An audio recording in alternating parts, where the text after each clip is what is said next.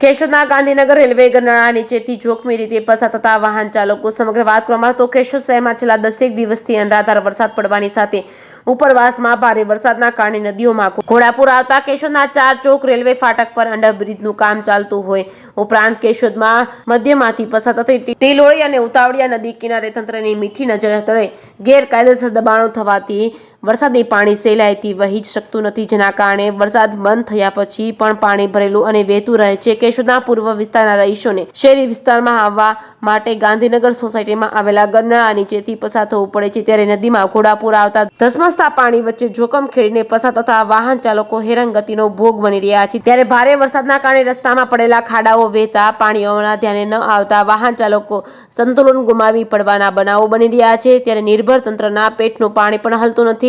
અધૂરામાં પૂરું હોય તેમાં માથાભારે ફોરવ્હીલ કાર ચાલકો વહેતા પાણી વચ્ચે પોતાની ફોરવ્હીલ કાર ઊભી રાખીને બિંદાસપણે ધોવે છે, જેના કારણે વાહન ચાલકોને અડચણ ઊભી થાય છે. કેશોદ પોલીસ સ્ટેશનમાં પૂર્વ પોલીસ ઇન્સ્પેક્ટર બીબી કોળી દ્વારા હોમગાર્ડને ફાળવી ભારે વાહનોને પ્રવેશબંધી ફરમાવી લાઇટ વ્હીકલો માટે પાંદેર સમાજ પાસેથી પ્રવેશ તેમજ ગર્લ્સ હાઈસ્કૂલ પાસેથી મેઇન બજાર રોડ ઉપર આવવાની વ્યવસ્થા ઊભી કરવી વન વે બનાવ્યા હતા અને કમનસીબે વ્યવસ્થા વેખરી નાખવામાં આવતા લાંબી કતારો થાય છે. કેશોદ શહેરની અડધી વસ્તી તો પૂર્વ દિશામાં વસવાટ કરે છે, ત્યારે ચોમાસામાં ફરજિયાત ગાંધીનગર સોસાયટીમાં આવેલા રેલવે ગરનાળાનો ઉપયોગ કરવો પડે છે. ચોમાસાના 3 મહિના હજુ બાકી છે, ત્યારે જવાબદાર તંત્ર દ્વારા વ્યવસ્થા કરવામાં નહીં આવે તો કોઈ નિર્દોષ વાહન ચાલક અકસ્માતની ઘટનામાં જીવ ગુમાવશે તો જવાબદારી કોની રહેશે? જે કેસની ગુજરાતી સાથે રાજુ પંડ્યા, કેશોદ.